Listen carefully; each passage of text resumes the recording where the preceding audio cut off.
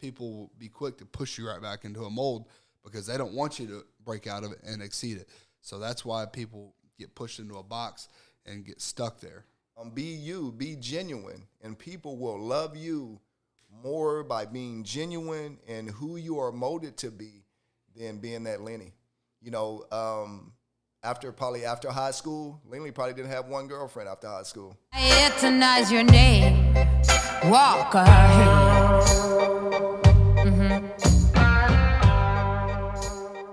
Oh my gosh! Good morning. Good morning, man. How you doing? I'm good. Good. Another day in the book, or another morning in the books, running at 5 a.m. Yeah, another day. So how many days is it now? So I did Wednesday and Thursday last week, Okay. and I'm doing Tuesday, Wednesday, Thursday this week. Okay, that's what's up. So you added a day in there then. I did add a day. So last Wednesday, I made it to Central Park, and then Thursday I made it 2 blocks past Central Park, That's or what's up. like 1.5 past. Yeah. Today I made it the whole 1.1 miles. So I went from like good. 3/4 of a mile to 1.1 miles That's good. without stopping. Yeah, that's good. That's good. Were you super tired? Less tired today than I was last time. It's just Yeah. mental. Yeah. Running's mental. It is. It's all mental. Running is mental. Yep. You gotta tell your feet to pick up. You know, you gotta tell your legs to go. It's all mental, man. So, you know, it's kind of like working out. It's all mental. You know, you can lift whatever you want to lift, and you can run as far as you want to run if it's on your mind. You got to keep it on your mind. Running's tough. People don't realize that running's tough, man. I got a buddy of mine named Ron Williams, man, graduated in 97 with me. He ran 100 miles, man. So they had like this 100-mile challenge, and he ran 100 miles. I'm not sure how long it took him. I have to look it up. But, yeah, that's a lot of running, man.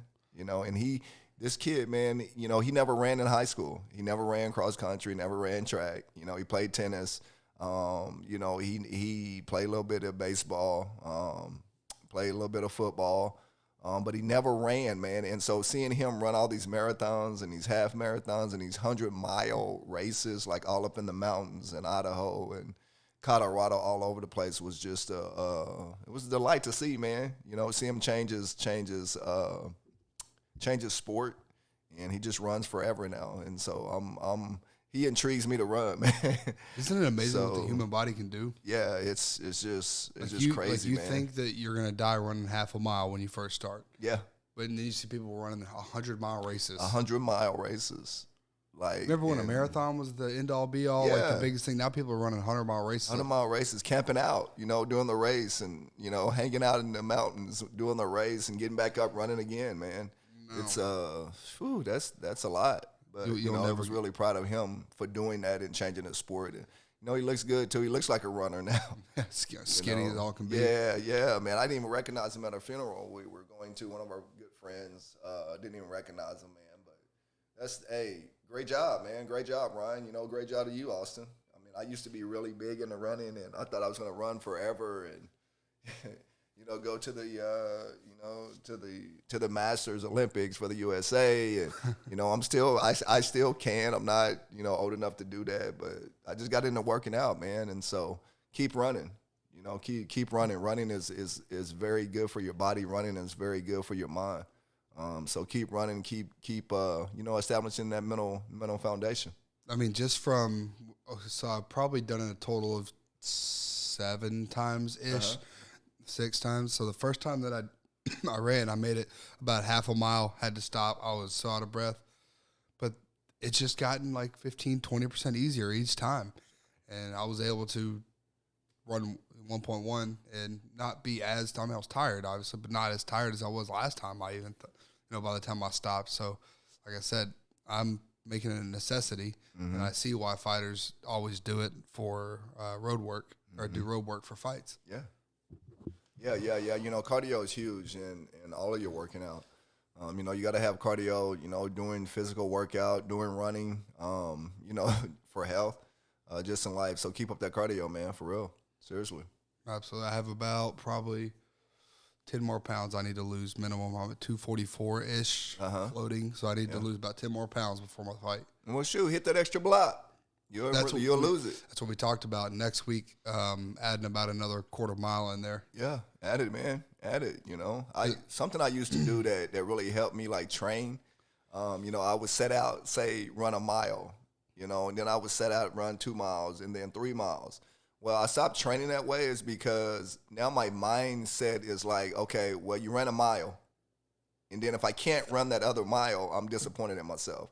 If I can't run that 3 miles in a certain amount of time, I'm disappointed in myself. So what I did when I was training is if I was going to run like long distance that day, I would just run until I couldn't run no more. I would just physically run, Austin, seriously. I would run until I physically couldn't run anymore. One day that I did that, I ran 7 miles, didn't even know it. I ran 7 miles, had no idea that I had ran 7 miles. I just kept running. It was like Forrest Gump, man. I just kept telling myself, run, Bo, run. And when I took out the run, I was going to run my neighborhood.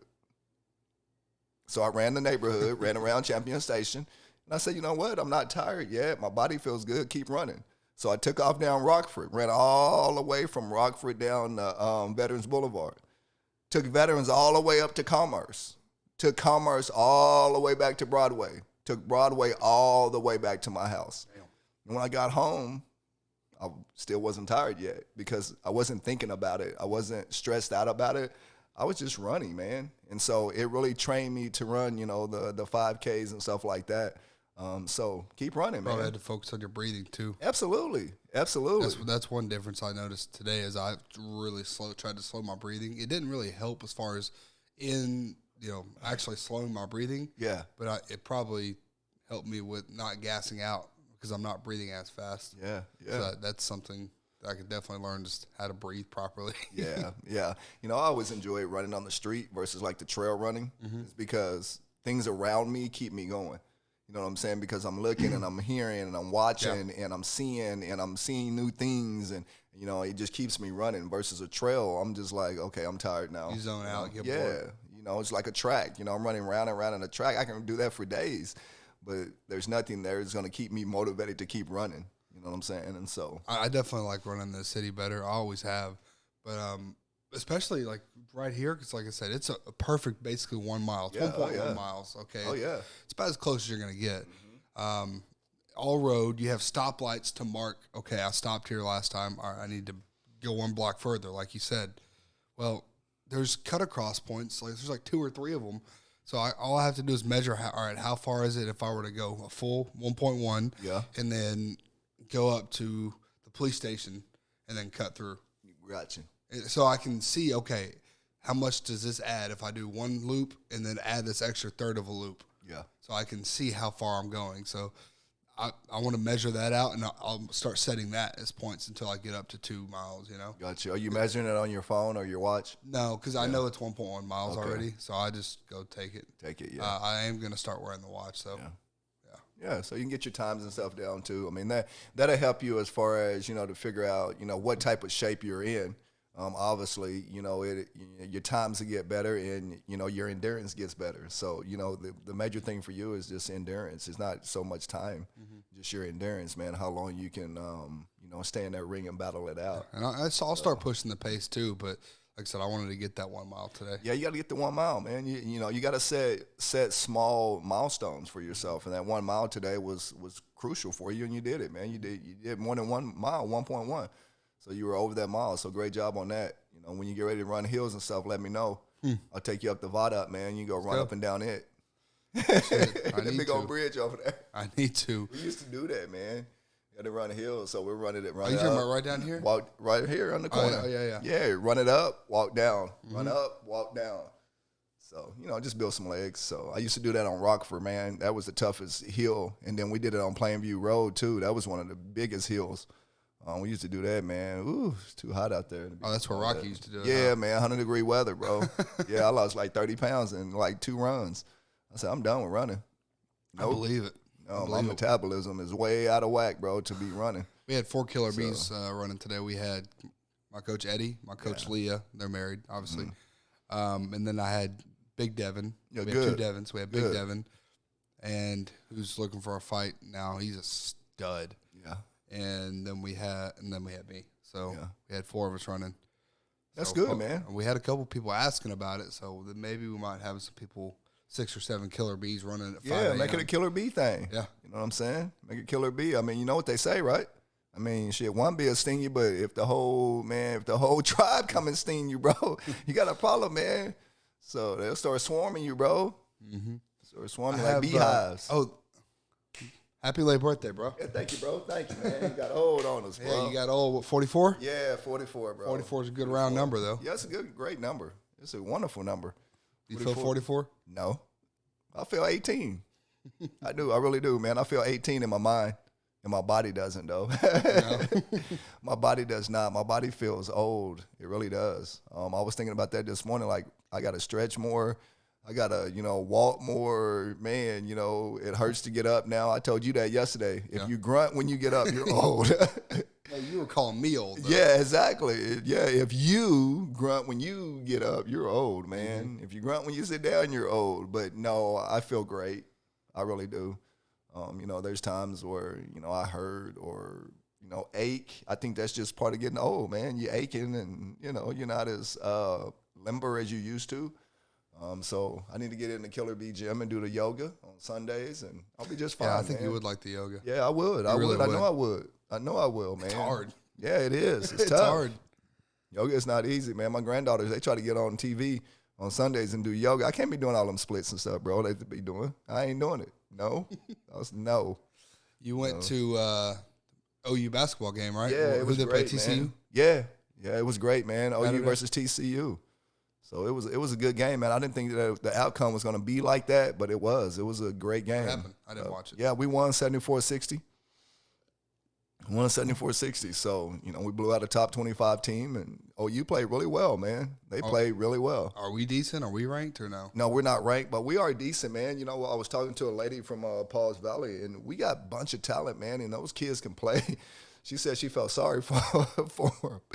They're just, they got, I think, 5 seniors, so it was senior day on Saturday, and losing about 5 seniors, and I think they're just young underneath those seniors, just young. But they played a hell of a game, man. They played a hell of a game on Saturday. They really did. They defense was shutting them down. Offense was clicking, and everybody was stepping up, man. It started getting real slow. Like probably 3 minutes left, probably, man, in the first half. They started kind of dying down, getting a little bit slow, slowing down their pace. And then they came back in the second half and picked up their pace, man, and kept it going. So they did a hell of a job. Going right into sports. We'll do that in a second. We'll go ahead and do this real quick. I'm sure you've already heard, but Ja Morant has been suspended indefinitely or benched indefinitely from playing with the Grizzlies, and I think they're doing an investigation. Have you read into this at all? Man, yes. Man, this is rough. I seen it this morning, man. As soon as I woke up, it's the first thing that popped up. I turned on TV, man. This is the first thing that popped up. What's your opinion on it? Shouldn't have did it. It's his fault. Yeah. It's his fault all the way. And that's what I'm gonna say about it. I mean, ain't no getting help. It ain't no getting help. It ain't no trying to fix yourself. It ain't none of that, man. That's you. That's all you, bro. Do it or don't. I mean, that's all you. You're a multimillionaire, and you're the face of the NBA. I mean, you ain't no what's at the nightclub that you can't bring to your crib, bro. I mean, straight up. I mean, seriously, that's just stupidity, man. That's stupidity, and the people that are around them, that's stupidity on them. I mean, you gotta. I mean, this guy's a celebrity, man. You gotta shut him down. I mean, as soon as I seen the gun in the club, and I'm his homeboy, and I'm from the hood, bro. I mean, I'm from the streets, man. So, I mean, I've been all in it, man. I know exactly what he's going through right now. I know exactly where he's been right now. I mean, I was the same kid, man, making $24,000 a year. Now I'm making a 6 figure. So I understand it. I really do. I got caught with a gun too, being stupid. You know what I'm saying? And so you gotta really, really, really monitor yourself. You got to really monitor yourself, and this pisses me off, man. Is because you in the club, man, after the game. I mean, what's at the nightclub you can't bring to your crib and be safe with it? Where your homies at that's protecting you? That's where I'm at. Where your homies at that's protecting you in the club, and you got this gun in the club, and you making videos, and all these phones are around. What's finna happen? You finna go on social media. You finna go on social media as soon as you pick up. You are in the eyes of the public, man. You put this on yourself, man, and now you waving a gun around. You waving a gun around and you ain't even holding it properly. What if it slips out your hand and goes off? I mean, seriously, this is his own fault, man. I mean, it's ridiculous. It really is. And, I was watching yesterday. I got to work and I was in the conference room warming up my coffee like I always do. But Kendrick Perkins was on there, and Kendrick Perkins was like, look, I knew this was going to happen. I knew it was going to happen. It's because I got a call this summer saying John Morant was doing this and doing that. I called John Morant. This is his words, and I'm glad that he came out and said it. This is his words, is that I called John Morant. I told him to chill out doing whatever he's doing. I called his dad. I called his brothers. I told him that he need to sit down and chill out, and look what happened. This is a big dude that's already been through the gun charge. This is a guy that's already been in the streets. Kendrick Perkins. This is a guy that's already been in trouble. And just like he said, already been in trouble. Already been on the street. My coach called me and told me to stop smoking all them Black and Milds and that weed. We know everything that you're doing. And that's the thing about these guys. John Morant, you know they're watching you. You know they know exactly what you're doing. So you might as well just get in your badass car and go to the crib. I'm in my house. You ain't knowing what's going on in my house. For real, straight up, You don't know what's going on inside of my house. So guess what? Ain't nobody, no media, nobody doing nothing. I can do whatever the hell I want to in my house with whatever guns I want to. But now you're in the public and you're in cost yourself. But here's the thing. He put it on his own Instagram Live. That's what I'm saying. That's just him thinking he's untouchable. That's what I'm saying. Being stupid. That's what I'm saying. Somebody got to tell you, bro, what you delete it. Straight up, delete it. Delete it, bro. You guys done told me that. I'm sure I probably told you that. Delete it. He's got too many yes men in his corner. There you go. Delete it before it gets broad, bro. And one share, you're done. One share, you're done, man. And I get it. I commend John, man. I really do. I commend him. It's because he said I needed to get help. You're absolutely right? You're absolutely right. But you can only get help for yourself, and it's not psychological help. It's somebody that's going to be there to hold you accountable for your actions. Mm-hmm. Somebody that's going to be there to hold you accountable and say, hey, this is not the right way. You need a best friend, mom, dad, or somebody that's going to ride with you everywhere you go, and knock down every negative that you out there doing. You need somebody there, mom or dad, or somebody saying, guess what, before you do it, you ain't doing it. You ain't doing it. Nope, you ain't doing that. Nope, we ain't doing that. To shut him down so his life stays on pace professionally. You know, he was just having fun. He was just, being a young kid. That's what millennials do. He's younger than I am. Yeah, that's what millennials do. He's younger than I am. That's what millennials do, man. And I talk about it all day. If they see it, they believe it, right? It can happen. Nothing can happen to you. It's okay to think that way. It's perfectly fine. But they need somebody like me, you, or somebody to step up and say, hey, this is not the right way. You need to be doing things.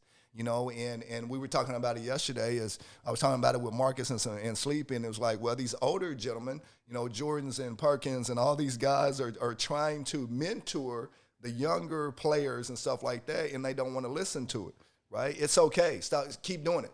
Keep doing it. Keep mentoring and keep giving them the positive feedback. Keep sharing your story with them, because eventually they'll get it. You know what I mean? Eventually they'll get it. So I don't feel sorry for him. I feel bad for him because, going through something like this, especially in your shoes and his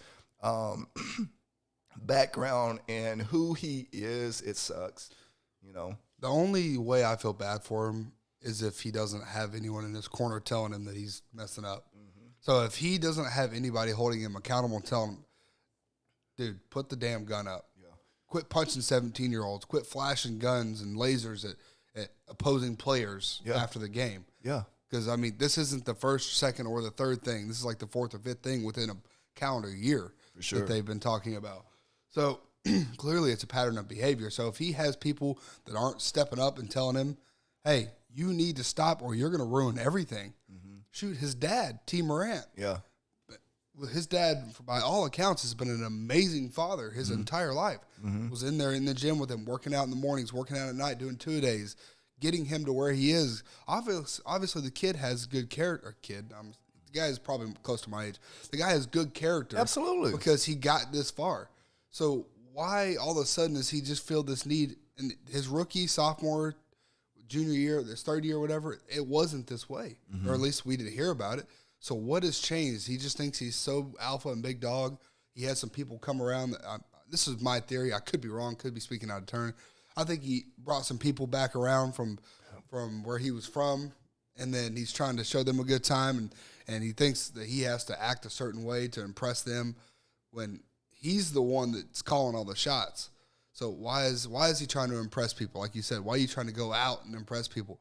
when you have a $300 million contract that's about to kick in, when you have Powerade endorsements, when you have whatever shoe endorsements that you have, Reebok or whoever, big endorsement, Nike. Oh, yeah, Nike, because they replaced Kyrie with him for the spokesman. So, I mean, why jeopardize that? You don't have to. I understand, like, if he wants to still be a part of where he's from, okay, cool.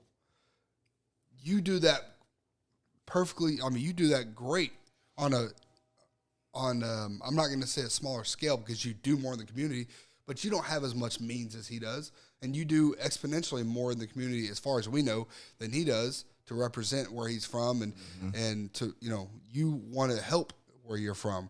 You can do that without going out and showing that you're a thug and that you're for the streets. When, by all accounts, this is what I haven't done as much research into it, but I've heard that he grew up 2-parent household and then in the suburbs and went to a private school. I mean, again, none of that all could be circumstantial. He could have still been in the streets. I don't know. But from the evidence, it looks like he's trying to be something that he's not. Yeah. So why would you go jeopardize $400 million, actually $1 billion+ long term, because he could be the face of the franchise. He could be one of the faces of the NBA for the next 10, 15 years.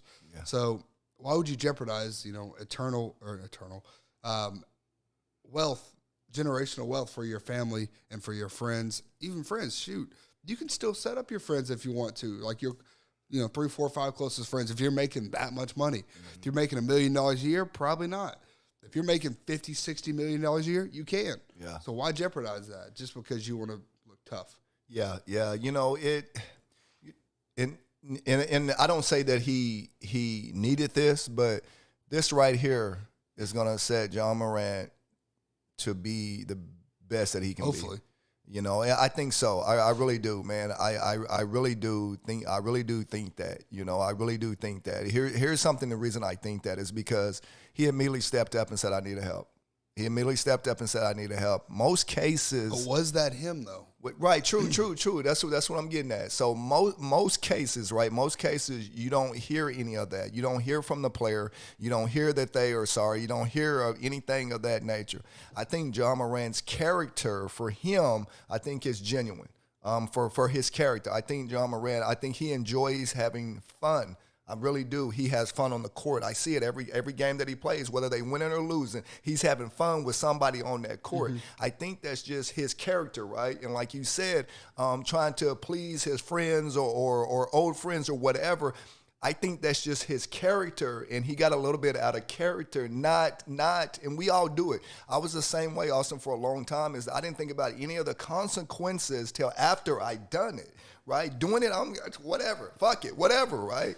I think that's his attitude, right? And I know his attitude because I used to have that same attitude. Forget everything. I'm going to do what I want to do.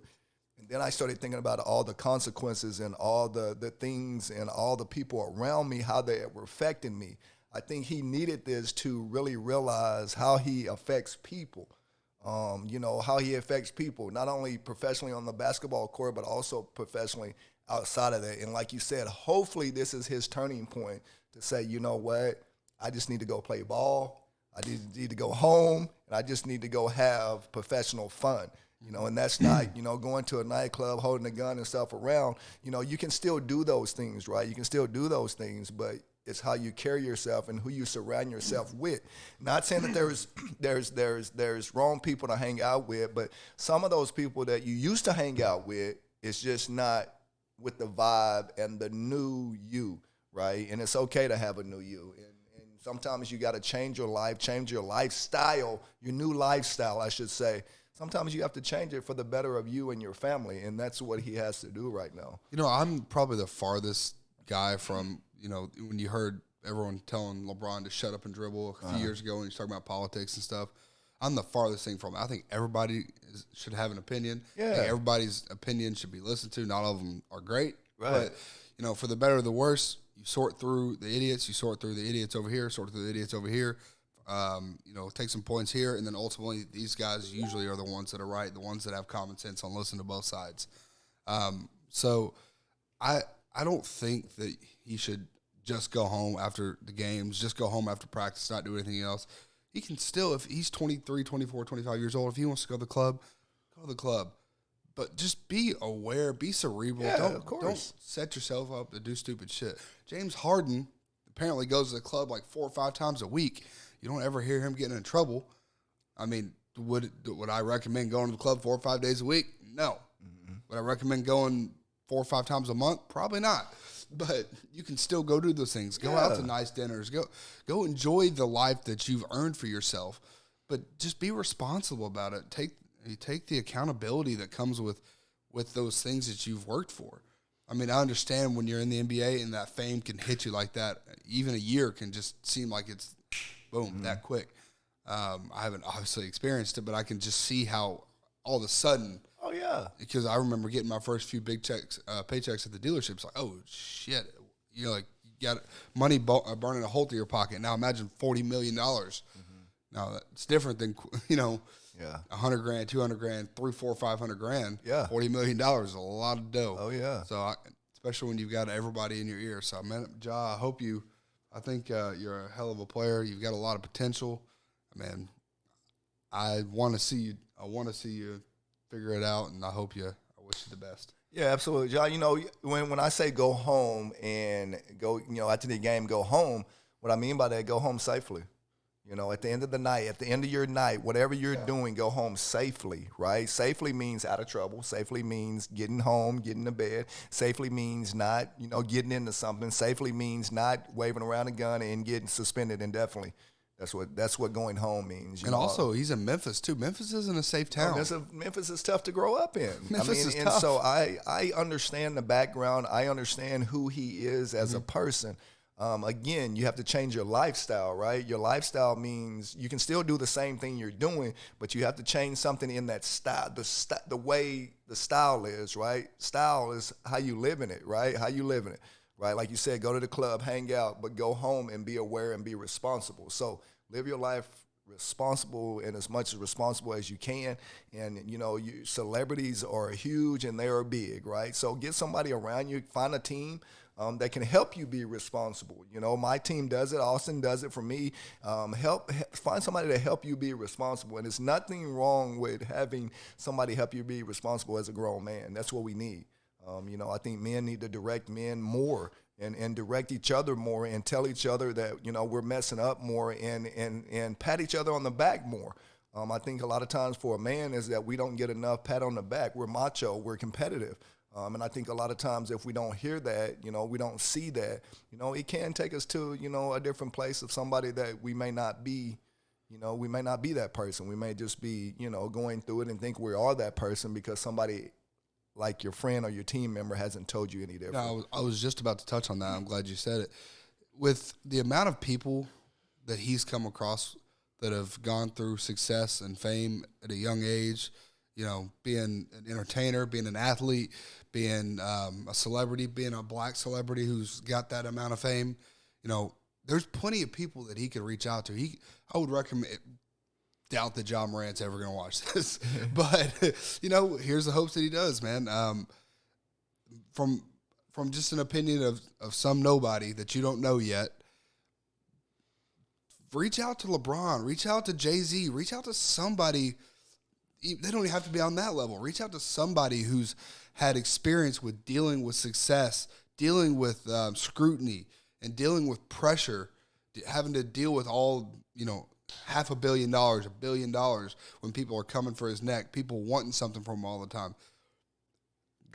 Be mentored, like you said. Get some direction. You don't have to take everything from them. You don't have to listen to everything, but start surrounding yourself with people who aren't knuckleheads. Yeah, I was just watching Rocky 1 yesterday. He was talking to that little Marie on the corner. I don't know if you remember that scene. She's smoking and cussing, and he said, you surround yourself with good people, you're going to have good friends. You surround yourself with smart people, you're going to have smart friends. You surround yourself with yo-yos, you're going to have yo-yos as friends. Yeah. I mean, that's Rocky Balboa. He was really spitting some facts. For sure. I was just watching that last night. Yeah, for sure. But, man, just surround yourself with some people that have some experience in those areas. You can't tell me you don't have access to those people. Guarantee you've met, 50 of them yeah. that you can reach out to that could be beneficial. Oh, yeah. Especially one being in the NBA that you probably play 10 times a year. Oh, yeah. Absolutely. I think, man, from this point that he's going to be just fine.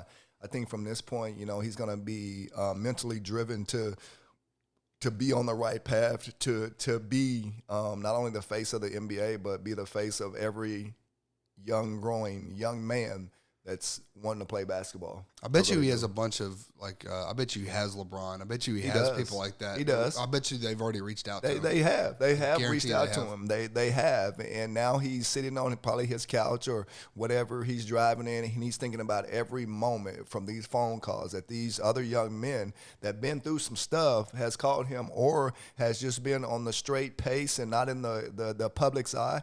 He is, man. And so, again, big ups to you. For stepping up and saying you need help, and we don't know what type of help you need. We know that you need to surround yourself with people that can help you, like the LeBrons and people like that. And I think that's what he means, saying when he needs help, he needs, those LeBrons and Michael Jordans and, all these guys, to step up and help him and show him how to be the greatest model he can for the NBA. Because I think, yeah, you're right, because a therapist can help. Counseling can help for him, I'm sure. But people that have been through that, like a therapist who's making $500,000 a year, I mean, that's a lot of money, but they don't know what it's like being a famous John Morant, making $45-50 million a year with all the celebrities and all the pressure and all the limelight and all the people want something from you. They don't know what that's like to that degree. True. So they can only empathize. They can't sympathize with what he's going through. They don't know the difference between empathize and sympathize. Look it up. It took me a long time to learn it too. It's okay. But they can't sympathize with that. They can't fully understand what he's going through. So he needs to surround himself in that room of people. Remember we talked about in the very beginning. Yeah. If you walk in a room and you don't feel like you should be there, You should be that's there. where you need to be. So, Ja, you're very talented. So surround yourself with people that you feel like are on a different level from you and learn from them. Now I want to show you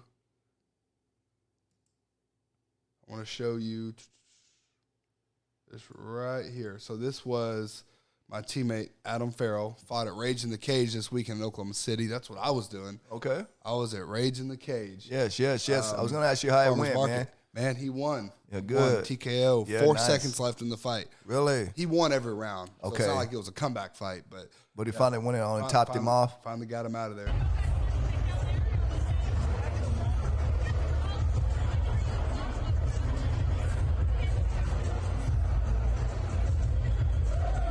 So this is walkout. We have Coach Hunter in the back. He's our wrestling coach. Okay. Coach Montaigne. He trains up in Edmond. He is he's a stud. He's fighting on. If you get to watch my fight, he's going to be on that same card. He is a stud. Yeah, he's a I mean, stud. if I get to watch your fight, bro, I'm going to watch it. Okay, I'm just saying. You know how fast I drive, bro? Oh, pay-per-view too. Yeah, I'm watching it. Even if I catch 30 seconds of it, I can say I watched it. I'm watching it, bro. The 25th. Times is 7 o'clock, guys. 25th, 7 o'clock. March 25th at 7 o'clock. Tune in to be pay-per-view. Okay, so that's his walkout. Is it Rage in the Cage or what is it? This was for Rage you? in the Cage. I'm fighting at Husky Fight. I was gonna fight for Rage in the Cage, and then I hurt my knee. So I got the second and third rounds. I don't know recorded. I don't know exactly which part of. I think this is the second round. I don't know. Yeah, this is the beginning of the round. So he won the first round. So Adam is in the blue gloves. So he's the one in the center of the octagon. Just threw the kick. Threw the jab just now. Man, he's just so tough. Like even Spark. So he probably walks around 180 pounds ish. So he's not a huge guy, but he's a strong guy for his weight. He's probably 5'9". But man, he hits like a truck for his size, and he's one of those guys that as soon as he gets hit, it's like he sees blood. Yeah. And he does not turn it off. And he will put pressure on, even if he's tired. He has no give up in him. His will. training with him. He's one of those guys you want to have in the gym, on a sports team, or because he pushes everybody. If someone misses a rep, he'll call him out on it. He's one of those guys. He inspires me. Yeah, me too. I like to train with this guy. He's actually one of the guys that helped me get more comfortable in a firefight because there's no play sparring. You can touch spar every now and then. He'll take a round off, but most of the time it's he's going at you just like he's in a fight, which is great to have sometimes. So, again, I don't know if this is the right order. Send him to him, cut him up. I think this is the second round.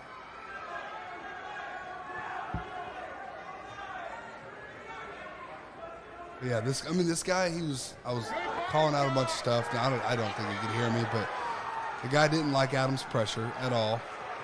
And he didn't have near as good a boxing. But he had some good leg kicks. He was throwing some overhands. But this was both of their debut, I believe. Or this is Adam's MMA debut. And so he's a hell of a debut. So it's a debut with an asterisk because he's got a purple belt in jiu-jitsu. Gotcha. And he wrestled a little bit, and he's been striking for 6 years. So he's you can't just put him against any debut.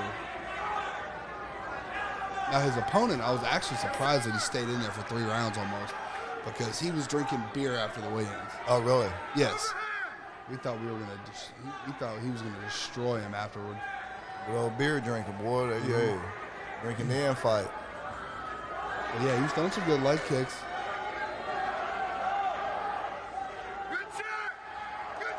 Adam's he's super boxing heavy, so he's not typically great at checking kicks because he's heavy on that leg. It's hard to get it up and check it.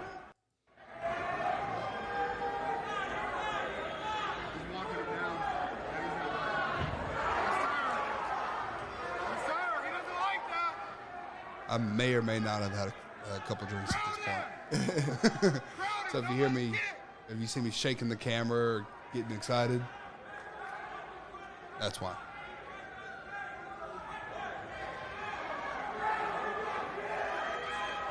He's got a great jab too. He's fast. He's long for his height. They went shin to shin on that one. That sucks though. Knee to knee or shin to shin. Heck yeah. If y'all don't know what I'm talking about, just go take a baseball bat and whack yourself in the middle of the shin bone. It's not fun. I don't know what the hell I'm doing with my camera work here. I'm excited. He's got a mean left hook to the body too. And he actually calmed down quite a bit for this fight. He was more technical, which is what I want to do. So this is his second fight as well. So I'm trying to calm down like this for my fight. Okay. Now, got the end of the fight. The last round. This is 30 seconds. This is right at the end. So this is the last 20 seconds of the fight. Third round.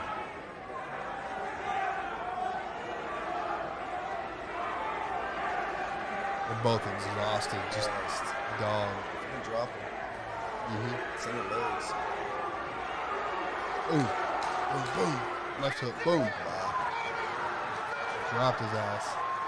I'm over here just getting hyped. Yeah. I wanted him to stop it because I was like, I wanted the TKO. TK, yeah. Yeah, man, it was fun. Yeah, good. So tell me about your fight again, man. March 25th, 7 o'clock in Oklahoma City at Edmond Conference Center. Edmond Conference Center, March 25th. How would you encourage people to come out of their shell a bit more? Oh, I love this. I have to share something with you. When I was about 12, there's only one thing I wanted more than anything. Do you know what it was, Jennifer? It's a girlfriend.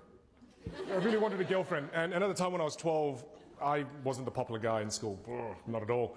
Lenny, my best friend, was. And he had this amazing Adidas jacket that reverses and it's white on the inside. And on cold mornings, get this character, he would take off his jacket, he would reverse it, and he'd pop it on the prettiest girl in school and says, "Stay warm." And he plays basketball. And then the girls just swoon over him and I'm just sitting on the side eating a packet of chips. And I'm just there going, "Lenny, you're amazing." So I asked Lenny one day, I said, "Lenny, how can I just find one girlfriend?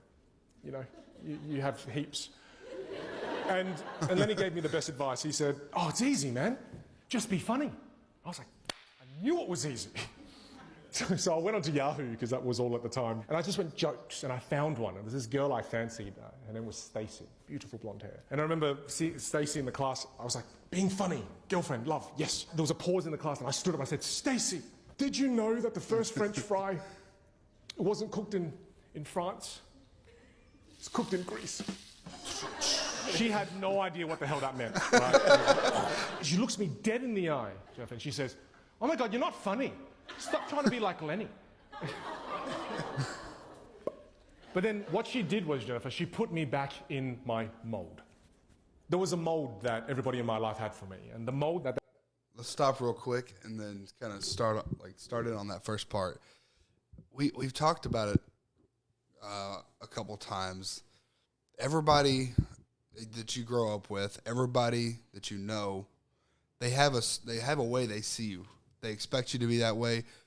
A lot of times they don't want you to change because that's their expectation of your reality, and that's you and their reality. That's their mindset of you. And then if you break that, then that changes the way they have to think, and they have to be open to new things. And then on another degree, jealousy comes in, and people want, they don't want you to do better because then they feel insecure about what they've accomplished. So when he talks about that mold, people will be quick to push you right back into a mold because they don't want you to break out of it and exceed it. So that's why people get pushed into a box and get stuck there. No, I totally agree with that. I totally agree. I was just kind of the same way. I had some friends that were some Lennies, and I wanted to be just like the Lennies. And, once I stepped outside of that mold, a girl told me kind of the same thing, put me back in my mold. But I'm so glad that she put me back in my mold because I am me. I am me, and I molded me to be me. So here's something that I suggest, guys. Get molded to who you are. Get molded to who God has made you, right? There is change. There is different beliefs. But be you. Be genuine. And people will love you more by being genuine and who you are molded to be than being that Lenny. After high school, Lenny probably didn't have one girlfriend after high school.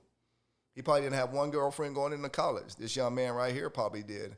It's because he's being the true self. He's being genuine.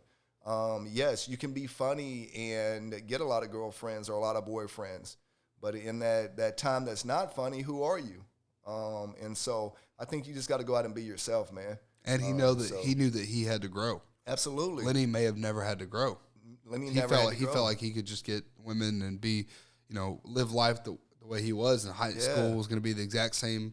Yeah. Or life was going to be the exact same after high school as it was in high school for him. That's right. And he probably, I can't say that for sure, but, a lot of Lennies will do that. Yeah. Those guys, the guys and girls that peak in high school versus this gentleman right here who obviously is doing well for himself now and had to grow after. I was going to say one more thing. I said every day, man, a lot of my friends in high school were like that. Man, they were a lot of Lennies, and now they have no one. Mm-hmm. So, like I said, man, God has a plan for you. And what that plan is, that's your plan. That's your plan. So stick to your mold. Stick to your mold. Don't try to change inside the mold and be something else. Just stick to your mold, and your life will be fine. Not everybody else's mold. Absolutely, and you'll be fine. So, I was going to say one more thing. There's not one way to find yourself. There's not, I can't give you an exact recipe for, to be more confident in yourself and be able to put yourself out there more. But one thing I do recommend is if you live in a town where everybody knows you and you have a certain reputation, that, try moving. You don't have to move forever, but try moving for a few years, a couple years, 6 months even. So that way you get a chance to go out and find who you can be. You can experiment. Okay, I want to do this in this type of setting. I want to try to be this. And you may find things that you actually find enjoying. For me, I traveled for a long time. I've lived in 7 different states since I graduated high school. And now, was all that necessary for me? Probably. But is it necessary for everybody else? No. But I was on a place of discovery from 18 to, even now, but 18 to, let's say, 23, 22 when I started at the dealership.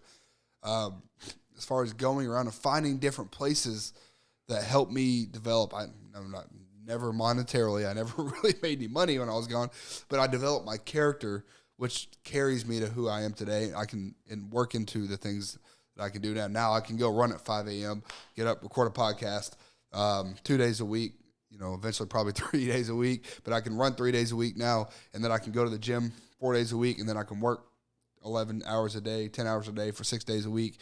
And then I can keep that going because I've built that character inside of myself, because not everybody is telling me that I have to do this job. I have to go work a plant job. I have to do this, right? I'm able to go find what I want to do. So when you can get away from other people's expectations of you, then you're able to start finding what you want to do. And then but you still have to put in the work. You can't just, float around and just expect things to happen. You have to actively search and seek what you want out of life. And I think a lot of people don't do that. And then they just fall on their face and, life's not fair. Well, if you want to sit there and sit around everybody who tells you that you suck and that you only are good for 1-2 things, or that this is your mold, life's not going to be fair. If you go search or if you go travel but you don't search and seek and you don't work for it, life's going to suck because you're not putting in the effort. So no matter what you do, even if you stay local and find something that you want to do, if you start running a big business in a small town and become successful that way and break out of your mold that way, that's great, but you still have to put in the work. So let's get to this next part. I know we're about 10 minutes from having to close up That they all had shop. for me was textbook loser, really. During school sporting events, never get picked. Teachers never remember my name. But the thing is, there was a mold for me. So the moment I tried something different, I tried to break out of my mold, these people immediately put me back into that mold.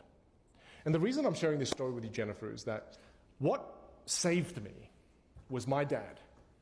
He pulled me out of that school, put me in a new school. No kids in this school had any preconceived ideas of who I was.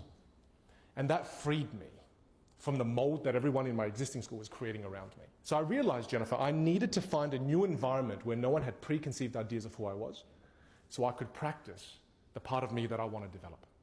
One of the most amazing places, Jennifer, improv classes. Like clockwork, I know right? this sounds outrageous, but in an improv class, it's a safe environment where it symbolizes a new school, no one knows who you are, and they get you to play improv games to get you to break out of your comfort zone. Then before improv, then after improv, completely different human being. It's the most fun you ever have as an adult. It will change your life. I genuinely mean that. How would you? No, I've never done an improv class, but he basically said what I just said. So, when you get to go and be around people who don't have a preconceived notion of who you're supposed to be, then you can find and experiment with yourself and, find who you want to be. Man, you can, and I love what he said because I was just thinking about that. I was thinking about changing your environment. Sometimes you just have to change your environment to find out exactly who you really are. I had to do it. Just like John Morant, we talk about it. Him changing his environment and who he surrounds himself with to break out of his mold and be the true person he really is. And that's really what you have to do.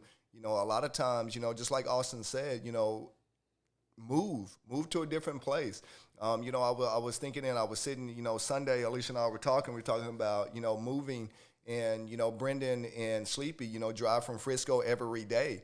And we got to thinking about that drive. That's changing your environment. That's changing your environment. An hour drive home, changes your environment, and then you get home, and now you're in a whole new environment than you was, 1 hour ago. So, if the environment that you're in is not going to allow you to mold yourself, change environment. I mean, really do change environment. So, and talk about improv. I love doing improv. Alicia, Smith and I, a young lady I work with, we used to do it all the time, man. I used to make her improv all the time, because we have to go talk to people. And you find yourself when you improv because you got to come up with something. And what I'm looking at right now is so funny that you talk about that. Austin, I was in the truck with Cameron and Jaden, and I said, you guys got to go talk to more people. And I said, let's practice it right now. And so I made them do improv inside the truck with me. And I was going to share it with you if I can find it. But that's what it's about, man. Try it. Improv with yourself. Look yourself in the mirror and improv with yourself, because it will help you find who you really are. It'll help you mold yourself. I do it all the time, and I talk to myself all the time. So that to make sure that I'm going in the right direction, make sure that I'm thinking properly, to make sure that my actions are professional. When I first got into sales and was doing door-to-door, I would read the script and pitch the script into my own mirror, and look into my own eyes. Yes, sir. I promise you, looking into your own eyes is going to creep you out and scare you more than pitching to somebody, another person, because it's just weird. It's not natural. So that's going to help you alleviate some of the fear of being in sales or talking to someone else, or, just approaching somebody else, because you're used to looking at your own eyes in an uncomfortable situation, in an uncomfortable way. And I wanted you to also just counter another argument that I hear constantly. Yeah, it's too long. We're not going to do that one. Like when people say to me, how you do? I got this one for you, and I don't think you mind it when people ask you this question, but I'll tell you. Like when people say to me, how you doing? I say, that's a stupid question. They go, what do you mean? I said, you don't ever have to ask me how I'm doing. I am doing outstanding all the time. You got to have a bad day. I do not have bad days. Like, are you nuts? The second I open my eyes, I've got extreme gratitude that I get to live. Imagine if I told you, you're going to have a shitty day, but, you get to live. If you don't want the shitty day, you'd die. You'd be like, I'll take the shitty day. I'd live with the shit. Like when people say to me, how you doing? I say, that's you every day. Every day. People ask me every day, man. I had a kid, remember Blake, man, he used to come and ask me every day, Bo, how you doing? Why you asking me how I'm doing? You see that I'm here, my feet's on the ground, I'm doing great. So I told him, I said, stop asking me how I'm doing. Just say, hey, Bo, I know you're doing great, so am I. Just to help him with his mentality. And so he started doing that. He was like, Bo, I know how you're doing. You're doing great. Me too, right? Me too, just to try to help that young man get going. And so, you got to tell yourself that, man. For me, it's just like he said, man, I'm good, man. If I wake up in the morning, I'm good. I mean, I got an opportunity now to do whatever the heck I want to do. Whether it's, and I say it all the time, whether I'm good or bad, that's my decision. But I'm here, man. I'm here. I'm alive, and I can do some things. I can find my mode, and I can mold myself today. I can go help somebody today. There's a lot of things in life, man, in 24 hours that you can do. I mean, for real. So just be excited, man. Be excited, and know when you wake up, you're doing just fine. You're doing just good. So, yeah, people ask me that all the time, and I tell them I'm doing great. You ain't got to ask me that. I mean, I'm good. With certain people, I think this is absolutely true. Now, I think it takes a while to get to that point. Yeah. I'm sure you weren't always doing great. You weren't always appreciative that you get to wake up. You weren't always appreciative. It started 3 years ago. Yeah. Thought replacement, man. I had to tell myself that every second of the day. Like every second of the day, and I still find times now. I'm like, I ain't cool, man. I ain't all. Yeah, I am. But then you recenter yourself. Absolutely, it takes time, and it's not something that you got to do that you can do overnight. It may not be something you can do for 2 years. Just like the young man said, he was in a mode, and now he's breaking out his mode. He's practicing who he wants to be. He's practicing who he can be. He's practicing who he will be. So today, guys, go out and practice who you want to be. Go out and try it. Go out and try who you want to be today. And 5 years from now, you'll not only be that person, but you'll be greater than you was in who you seeked out to be. Do one thing that steps you out of your comfort zone. One thing. Get up, get out of bed, and get going.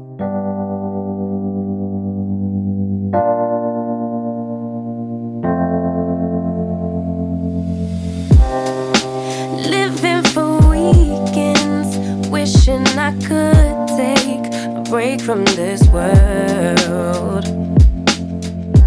Running on a hamster wheel, but searching for something